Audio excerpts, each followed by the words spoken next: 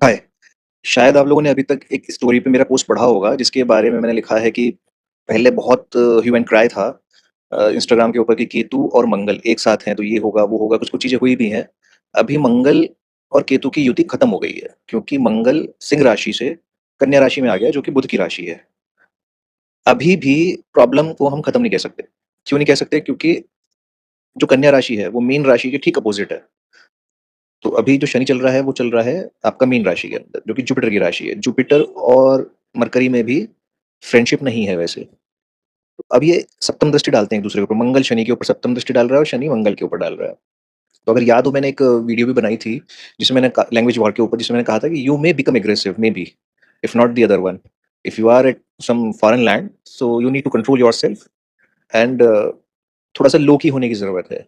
यानी कि लड़ाई झगड़े की जरूरत नहीं है, एग्रेशन आने की जरूरत नहीं है। अभी जो प्लानिटरी कॉम्बिनेशंस बन रहे हैं वो यही है, aggression.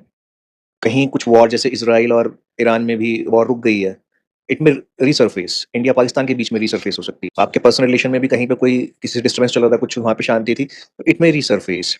Plus six house and 12th house, आर्थिक भाव। छठा जो भाव होता है वो बीमारियों का है।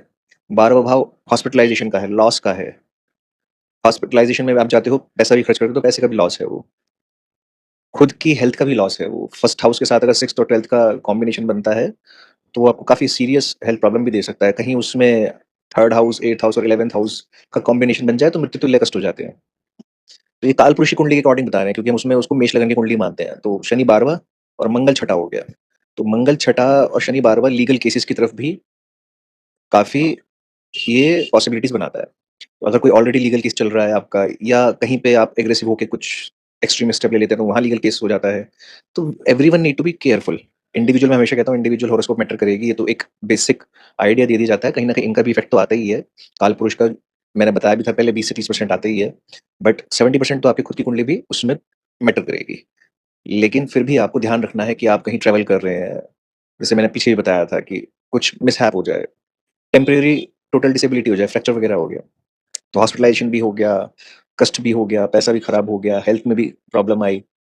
तो दैट वे डिसीज़ेज़ स्प्रेड होने का, बारिश का मौसम चल ही रहा है वैसे तो, बाढ़-वाढ़ आ रखी है पूरा, तो उसमें वैसे भी डिसीज़ फैलती हैं, लेकिन फिर भी कुछ डिसीज़ेज़ के फैलने के भी चांसेस बनते हैं, क्योंकि छठा घर बीमारियों का है। कम्युनिकेशन आपका, क्योंकि अभी मरकरी भी रेट्रोग्रेड है, सैटर्न भी रेट्रोग्रेड है, तो आपके कम्युनिकेशन में भी प्रॉब्लम आ सकती है लोगों के साथ। एग्रेशन भी आ गया, रॉन्ग मीनिंग पास ऑन भी हो गया, कहना कुछ चाहते हैं, कह कुछ गए, कहीं दबी हुई कोई फ्रस्ट्रेशन है वो बाहर निकल रही है, क्योंकि कार्मिक है ये, पुरानी चीज़ बाहर निकल के आती है। सैटर्न भी यही करेगा, मरकरी भी यही करेगा, मार्स उसको फ्यूल देगा। तो आपको अपने ऊपर कंट्रोल रखना है कि घर में भी, या हस्बैंड वाइफ के बीच में, या कहीं पे भी किसी के बीच में कोई भी कोई डिस्टर्बेंसेस चल रहे हैं, तो उनको फ्यूल ना दिया जाए। एटलीस्ट एक पर्सन तो शांत रहे।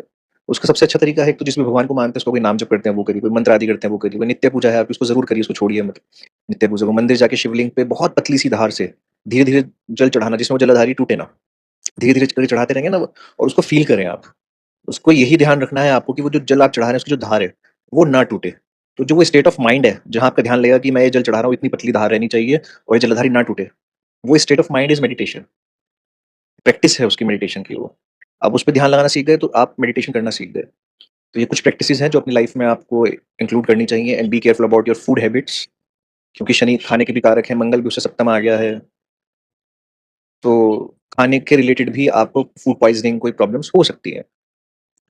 अब कहने वाले तो ये भी कहेंगे कि भाई साल में आता ही है उसके सामने, हर साल आता है नो डाउट, इसमें कोई वो नहीं है, साथ में भी आएगा, तो तब तब ये पॉसिबिलिटीज बनती हैं।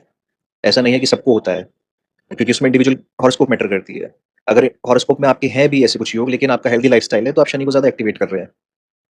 कहीं एक्सरसाइज करके, पसीना बहा के, हेल्दी डाइट लेके, वर्कआउट करके आप मंगल को भी एक्टिवेट कर रहे हैं। तो rather than giving you a bad result, they will give you a less bad result if it is in your कुंडली, या आपको पूरी तरीके से वो एलिमिनेट भी हो जाता है। हल्का-फुल्का कुछ होगा, एसिडिटी होके रह गया, फूड पॉइज़निंग नहीं हुआ, है ना? एक छोटी-सी भी वोमिटिंग होके रह गई, nothing major. So that way the intensity can be reduced. So ये कहना कि सबको नहीं होता है, वो बात सच है, लेकिन एक छोटा-मोटा इम्पैक्ट तो हर किसी को कहीं न कहीं आता ही है। सो बी केयरफुल अबाउट इट, और किसी से फालतू झगड़े में नहीं पड़ना चाहिए, ज़्यादा कहीं आर्गुमेंट्स में नहीं आना चाहिए। अपने काम पे ध्यान रखिए, अपनी साधना पे ध्यान रखिए, वही सबसे ज़्यादा इम्पोर्टेंट है।